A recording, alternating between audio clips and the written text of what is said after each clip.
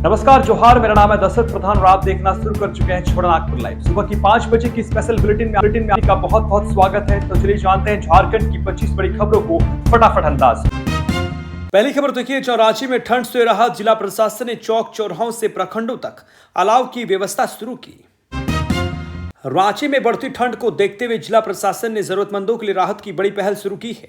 उपायुक्त जिला दंडाधिकारी मंजुनाथ भजंत्री के निर्देश पर पूरे जिले में चौक चौराहों से लेकर प्रखंड स्तर तक अलाव जलाने की व्यवस्था की जा रही है। इसका उद्देश्य उन लोगों को राहत पहुंचाना है जो ठंड में सबसे अधिक प्रभावित होते हैं, जैसे बेघर व्यक्ति, दिहाड़ी मजदूर, रिक्शा चालक, फुटपाथ पर रहने वाले लोग और रात में ड्यूटी करने वाले कर्मचारी। शहर के मुख्य बाजारों, भीड़भाड़ वाले जगहों और बस स्टैंड जैसे सार्वजनिक स्थलों पर अलाव जलाए गए हैं। इसके अलावा जिले के सभी 18 प्रखंडों में भी पंचायत भवनों, प्रखंड मुख्यालयों, प्रमुख हाट बाजारों और घनी आबादी वाले इलाकों में अलाव की व्यवस्था की गई है। उपायुक्त ने सभी अंचल अधिकारियों, बीडीओ और संबंधित विभागों को पहले ही निर्देश दिया था कि अलाव की व्यवस्था समय पर शुरू हो और लकड़ी तथा अन्य सामग्री की कोई कमी ना रहे। उन्होंने यह भी स्पष्ट किया है कि यदि किसी क्षेत्र में अतिरिक्त अलाव की जरूरत हो तो तत्काल वैकल्पिक व्यवस्था सुनिश्चित की जाए। जिला प्रशासन का उद्देश्य है कि कड़ाके की ठंड में कोई भी जरूरतमंद व्यक्ति बिना सहाय के ना रहे और सभी को समय पर राहत उपलब्ध हो सके। अगली खबर देखिए, जहां वेणुगोपाल का दावा, झारखंड में महागठबंधन अटूट, हेमंत से बातचीत के बाद कहा एकजुट और मजबूत। झारखंड की राजनीति में महागठबंधन को लेकर उठ रही चर्चाओं के बीच कांग्रेस के महासचिव केसी वेणुगोपाल ने स्थिति स्पष्ट करते हुए कहा कि गठबंधन पूरी तरह मजबूत है और किसी भी तरह की दरार की बातें आधारहीन हैं। उन्होंने बताया कि उनकी मुख्यमंत्री हेमंत सोरेन से बातचीत हुई, जिसमें मौजूदा हालात और गठबंधन से जुड़े मुद्दों पर चर्चा की गई। वेणुगोपाल के अनुसार झारखंड में इंडिया गठबंधन चट्टान की तरह अडिग है और राज्य की जनता के हित में नीतियों को आगे बढ़ाने के लिए पूरी तरह प्रतिबद्ध है। उन्होंने सोशल मीडिया पर लिखा कि महागठबंधन की सरकार झारखंड के हर नागरिक की आकांक्षाओं को पूरे करने के उद्देश्य से काम कर रही है और इसी एकजुटता के साथ आगे बढ़ती रहेगी। वेणुगोपाल ने भाजपा पर निशाना साधते हुए कहा कि दक्षिणपंथी ट्रोल नेटवर्क द्वारा फैलाए जा रहे अफवाह भरे संदेश का भ्रामक प्रचार सिर्फ उनकी बढ़ती राजनीतिक बेचैनी का संकेत है। उन्होंने कहा कि इस तरह की कोशिशें जनता के बीच महागठबंधन की स्वीकृतता और विश्वास को प्रभावित नहीं कर सकती। वेणुगोपाल ने दोहराया कि गठबंधन पहले से अधिक मजबूत है और सरकार अपने साझा उद्देश्य के साथ स्थिरता से आगे बढ़ रही है। अगली खबर देखिए, जहां दिल्ली से लौटे मुख्यमंत्री हेमंत सोरेन, राजनीतिक अटकलों पर विराम, जेएसएससी सीजीएल सफल अभ्यर्थी भी उनसे मिलने को उत्साहित।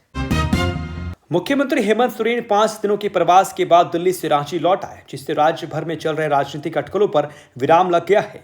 वे राज्य सरकार की पहली वर्षगांठ के कार्यक्रम के बाद शुक्रवार की शाम दिल्ली गए थे और उनके साथ उनकी पत्नी कल्पना सोरेन भी रांची लौटी। मुख्यमंत्री के लंबे दिल्ली प्रवास को लेकर सियासी हलकों में कई तरह की चर्चाएं तेज थी। सत्ता परिवर्तन, नए समीकरण, यहां तक कि भाजपा नेताओं से मुलाकात की अफवाहें भी तेजी से फैल रही थी। हालांकि पार्टी सूत्रों ने साफ कर दिया था कि झामुमो और भाजपा के बीच किसी तरह की बातचीत नहीं हुई है और न ही मुख्यमंत्री की किसी भाजपा नेता से मुलाकात हुई।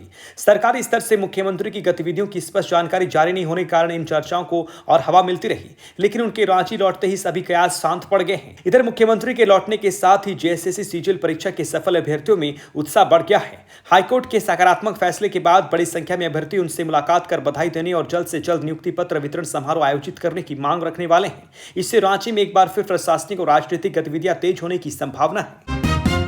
अगली खबर देखिए, जहां झारखंड आंदोलनकारियों को सम्मान, 3000 से अधिक को प्रमाण पत्र वितरित। रांची के मोराबादी स्थित आर्यभट्ट सभागार में झारखंड आंदोलनकारियों के सम्मान में जिला स्तरीय प्रमाण पत्र वितरण समारोह आयोजन किया गया। इस अवसर पर 3000 से अधिक अनुसूचित आंदोलनकारियों को प्रमाण पत्र प्रदान किए गए। कार्यक्रम गृह कार्य एवं आपदा प्रबंधन विभाग झारखंड के निर्देश पर आयोजित किया गया था। उपायुक्त जिला दंडाधिकारी मंजुनाथ भजंत्री और वरीय पुलिस अधीक्षक राकेश रंजन ने विशिष्ट आंदोलनकारियों को सांकेतिक रूप से प्रमाण पत्र प्रदान कर राज्य सरकार की ओर से उनके योगदान और संघर्ष के लिए सम्मान व्यक्त किया। उपायुक्त मंजुनाथ भजंत्री ने कहा कि झारखंड आंदोलनकारी राज्य निर्माण की आधारशिला है और उनके संघर्ष व योगदान को हमेशा याद रखा जाएगा। उन्होंने यह भी कहा कि जिला प्रशासन उनकी सामाजिक सुरक्षा, सम्मान और अधिकारों के संरक्षण के लिए निरंतर प्रयासरत है। उपायुक्त ने यह भी स्पष्ट किया कि आंदोलनकारियों का संघर्ष ही झारखंड राज्य निर्माण का मूल आधार रहा है और भविष्य में भी वे जिला और राज्य के विकास में सकारात्मक भूमिका निभाएंगे। कार्यक्रम में अपर जिला दंडाधिकारी विधि व्यवस्था राजेश्वर नाथ आलोक, नजारत उपसमाहर्ता सुदेश कुमार सहित अन्य अधिकारी और कर्मचारी उपस्थित रहे। रांची जिला प्रशासन ने इस आयोजन के माध्यम से यह संदेश दिया कि आंदोलनकारियों के त्याग और संघर्ष को सम्मान करना प्रशासन की प्राथमिकता है और उनकी सुरक्षा व सुविधा सुनिश्चित की जाएगी। अगली खबर देखिए, जहां गिरिडीह में खुर्शीद अंसारी हत्याकांड का पुलिस ने 12 घंटे में किया खुलासा, 5 आरोपी गिरफ्तार। गिरिडीह जिले के मुफस्सिल थाना क्षेत्र में खुर्शीद अंसारी हत्याकांड के मामले में पुलिस ने बड़ी सफलता हासिल की है। घटना की सूचना मिलने के 12 घंटे के भीतर ही 5 आरोपियों को गिरफ्तार कर न्यायिक हिरासत में भेज दिया गया है। पुलिस अधीक्षक डॉक्टर विमल कुमार के निर्देश पर सदर अनुमंडल पुलिस पदाधिकारी और विशेष टीम ने इस कार्रवाई को अंजाम दिया। जानकारी के अनुसार खुर्शीद अंसारी को शाम करीब 5:30 बजे गोली लगी थी। इसके बाद पुलिस ने तुरंत छापेमारी अभियान शुरू किया। तकनीकी सेल की मदद से अपराधियों की मौजूदगी का पता चल सका और मुख्य आरोपी मोहम्मद जाकिर अंसारी को मौके से गिरफ्तार किया गया।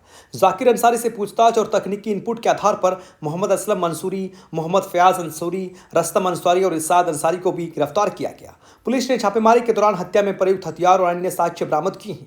इसमें 2 खोखे, 7.65 बोर, एक देसी पिस्तौल, 5 मोबाइल फोन और एक मोटरसाइकिल शामिल है। एसपी ने बताया कि हत्या का मुख्य कारण पारिवारिक विवाद था। इस पूरे अभियान का नेतृत्व सदर एसडीपीओ जीत पहान उरांव ने किया, जिसमें मुफस्सिल थाना प्रभारी और अन्य पुलिस बल शामिल थे। गिरफ्तारी के बाद सभी आरोपियों को न्यायिक हिरासत में भेजकर कानूनी कार्रवाई शुरू कर दी गई है। अगली खबर तो ये, जो रिम्स में फर्जी एससी प्रमाण पत्र का खुलासा, एमबीबीएस छात्रा काजल का नामांकन रद्द। रांची स्थित रिम्स ने एमबीबीएस प्रथम वर्ष की छात्रा काजल का नामांकन रद्द कर दिया है। यह कार्रवाई तब की गई जब छात्रा के एससी प्रमाण पत्र की फर्जी होने की पुष्टि हुई। सोमवार को जारी आदेश में संस्थान ने उसके कक्षा में प्रवेश और हॉस्टल में रहने पर रोक लगा थी। छात्रा को 20 नवंबर को निलंबित किया गया था। जांच में प्रवेश प्रक्रिया में संभावित जालसाजी और किसी संगठित गिरोह की भूमिका की आशंका भी उजागर हुई। रिम्स ने प्रमाण पत्रों की सत्याता संबंधित जिलों के उपायुक्तों से पुष्टि कराई, जिसमें गिरिडीह डीसी ने प्रमाण पत्र फर्जी होने की लिखित पुष्टि की। इसके बाद छात्रा को 3 नोटिस भेजे गए, लेकिन कोई जवाब नहीं आया। विधिक सलाह लेने के बाद संस्थान ने उसे दोषी मानते हुए नामांकन रद्द कर दिया। रिम्स डीन छात्र कल्याण डॉक्टर शिवप्रिया ने बताया कि रिपोर्ट विभागीय संयुक्त सचिव और जेसीईसीईबी को भेज दिए गए हैं और जालसाजी में शामिल लोगों की पहचान के लिए गिरिडीह डीसी को कार्रवाई करने के निर्देश दिए गए हैं। काजल ने जेसीईसीईबी के माध्यम से एससी श्रेणी में रैंक 1 प्राप्त कर एमबीबीएस सीट हासिल की थी। इससे पहले भी हजारीबाग मेडिकल कॉलेज में इसी तरह का मामला सामने आ चुका है। रिम्स का कहना है कि संस्थान एफआईआर दर्ज नहीं करेगी, लेकिन प्रशासन चाहे तो मामला दर्ज कर सकता है। नीट की ओर से छात्रा पर स्थायी रोक नहीं है, इसलिए वह सामान्य अभ्यर्थी के रूप में परीक्षा दे सकती हैं। विशेषज्ञों का सुझाव है कि भविष्य में प्रमाण पत्रों की सख्ती जांच अनिवार्य हो। अगली खबर देखिए, जो सरायकेला में बाइक हादसा, 24 वर्षीय युवक की मौत, 1 घायल। सरायकेला थाना क्षेत्र के चमारू पंचायत में मंगलवार देर शाम एक दर्दनाक सड़क हादसा हुआ, जिसमें 24 वर्षीय युवक की मौत हो गई और एक अन्य घायल हो गया। घटना केनाल मोड़ के पास रात करीब 8:30 बजे हुई। मृतक की पहचान चामारू गांव निवासी परेश मुर्मू के रूप में हुई है। जानकारी के अनुसार परेश मुर्मू अपने मित्र सुजीत मुखी के साथ बाइक संख्या J05BB5737 पर जा रहा था। अचानक बाइक अनियंत्रित होकर दोनों युवक सड़क पर गिर पड़े। सुनसान इलाका और रात का समय होने के कारण घायल परेश को समय पर चिकित्सा सहायता नहीं मिल सकी, जिससे उसकी मौके पर ही मौत हो गई। सुजीत मुखी गंभीर रूप से घायल हुआ है और उसे तुरंत सदर अस्पताल में भर्ती कराया गया है, जहां उसका उपचार जारी है। घटना की सूचना मिलते ही सरायकेला थाना पुलिस घटनास्थल पर पहुंची और आवश्यक कार्रवाई की। पुलिस ने सबको पोस्टमार्टम के लिए भेजा और घायल युवक की स्थिति की जानकारी ली। अधिकारियों ने बताया कि हादसे के कारणों को पता लगाने के लिए जांच शुरू कर दी गई है। स्थानीय लोग और परिवार वाले हादसे से गहरे शौक में हैं। पुलिस ने नागरिकों से अपील की है कि वे वाहन चलाते समय सतर्क रहें और सड़क सुरक्षा नियमों का पालन करें। हादसे ने सड़क सुरक्षा की गंभीरता को फिर से उजागर किया है। अगली खबर देखिए, जो जमशेदपुर में sickle cell anaemia screening lab का उद्घाटन, आदिवासी स्वास्थ्य सेवाओं में बड़ी पहल। जमशेदपुर में बुधवार को स्वास्थ्य सेवाओं के क्षेत्र में एक महत्वपूर्ण पहल की गई। सदर अस्पताल खासमहल में अत्याधुनिक sickle cell anaemia screening lab का उद्घाटन किया गया। यह पहल राष्ट्रीय स्वास्थ्य मिशन, झारखंड सरकार और टाटा स्टील फाउंडेशन के संयुक्त प्रयासों से साकार हुई है।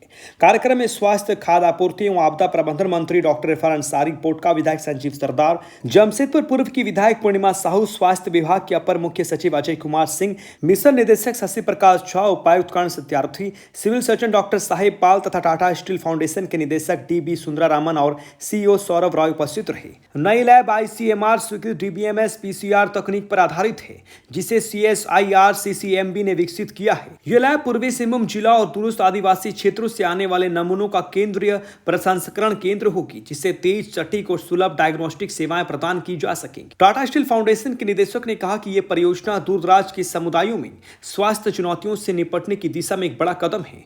4.25 करोड़ रुपए की लागत से स्थापित ये लैब 2 वर्षों में 2 लाख लोगों की स्क्रीनिंग का लक्ष्य रखती है, जिसमें आदिवासी और अत्यंत संवेदनशील जनजातीय समूह को प्राथमिकता दी जाएगी। परिणाम राष्ट्रीय सिकल सेल ऐप पर डिजिटल रूप से उपलब्ध होंगे। ये पहल पूर्वी सिंहभूम में जन स्वास्थ्य के भविष्य को मजबूत करने में मील का पत्थर साबित होगी। झारखंड की बड़ी खबर की इस खास बुलेटिन में बने रहने के लिए आपका बहुत बहुत धन्यवाद। चैनल को सब्सक्राइब कीजिएगा, वीडियोस को लाइक कीजिएगा और शेयर कीजिएगा।